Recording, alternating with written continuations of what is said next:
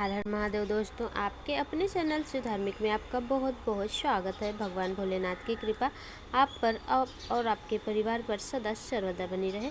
दोस्तों, आज की वीडियो में मैं लेकर आई हूँ संतान सप्तमी की व्रत कथा क्या है। तो कथा को आप ध्यानपूर्वक सुनिए। एक बार श्री कृष्ण ने युधिष्ठिर को बताया कि किसी समय मथुरा में लोमस ऋषि आए थे। मेरे माता पिता देवकी तथा वासुदेव ने भक्ति पूर्वक उनकी सेवा की तो ऋषि ने उन्हें कंस द्वारा मारे गए पुत्रों के शोक से उबरने के लिए आदेश दिया। हे देवकी, कंस ने तुम्हारे कई पुत्रों को पैदा होते ही मारकर तुम्हें पुत्र शोक दिया है। इस दुख से मुक्त होने के लिए तुम संतान सप्तमी का व्रत करो। राजा नहुस की रानी चंद्रमुखी ने भी यह व्रत किया था, तब उसके भी पुत्र नहीं मरे। यह व्रत तुम्हें भी पुत्र शोक से मुक्त करेगा। देवकी ने पूछा, हे देव, मुझे व्रत का पूरा विधि विधान बताने की कृपा करें ताकि मैं विधि पूर्वक व्रत संपन्न करूं। लोमस ऋषि ने उन्हें व्रत का पूजन विधान बताकर व्रत कथा भी बताई। नहुस अयोध्यापुरी का प्रतापी राजा था। उसकी पत्नी का नाम चंद्रमुखी था। उसके राज्य में ही विष्णुदत्त नामक एक ब्राह्मण रहता था। उसकी पत्नी का नाम रूपवती था। रानी चंद्रमुखी तथा रूपवती में परस्पर घनिष्ठ प्रेम था। एक दिन वे दोनों सरयू नदी में स्नान करने गई। वहाँ अन्य स्त्रियां भी स्नान कर रही थीं। उन स्त्रियों को वहीं पार्वती शिव की प्रतिमा बनाकर विधि पूर्वक उनका पूजन किया। तब रानी चंद्रमुखी तथा रूपवती ने उन स्त्रियों से पूजन का नाम तथा विधि पूछी। उन स्त्रियों में से एक ने बताया कि हमने पार्वती सहित शिव की पूजा की है। भगवान शिव को डोरा बांधकर हमने संकल्प किया है कि जब तक जीवित रहेंगी तब तक यह व्रत करती रहेंगी। यह मुक्ता भरण व्रत सुख तथा संतान देने वाला है। उस व्रत की बात सुनकर उन दोनों सखियों ने भी जीवन पर्यंत इस व्रत को करने का संकल्प करके शिव जी के नाम का डोरा बांध लिया, किंतु घर पहुंचने पर वे संकल्प को भूल गई।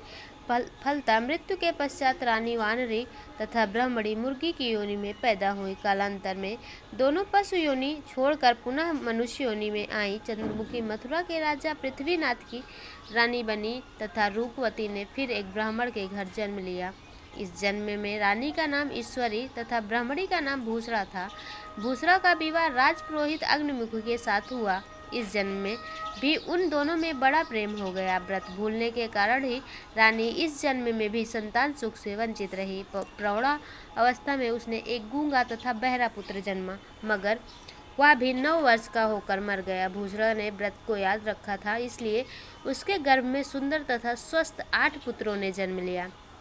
रानी ईश्वरी के पुत्र शोक की संवेदना के लिए एक दिन भूसरा उससे मिलने गई।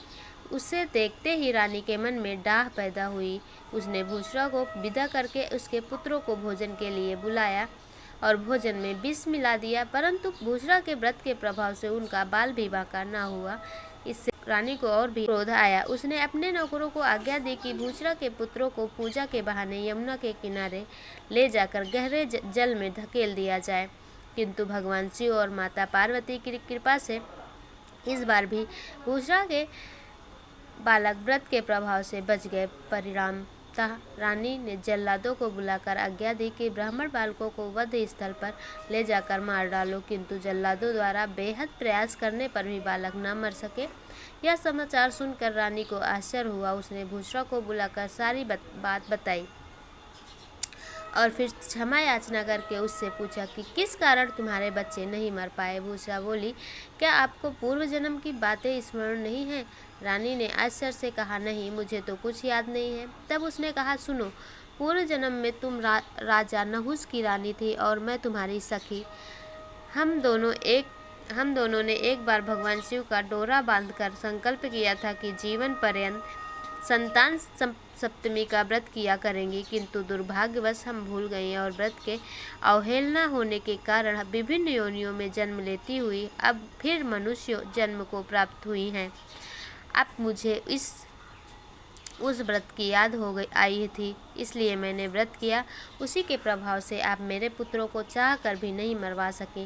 यह सब सुनकर रानी ईश्वरी ने भी विधि पूर्वक संतान सुख देने वाला यह मुक्ता भरण व्रत रखा। तब व्रत के प्रभाव से रानी पुनः गर्भवती हुई और एक सुंदर बालक को जन्म दिया। उसी समय से पुत्र प्राप्ति और संतान की रक्षा के लिए यह व्रत प्रचलित है।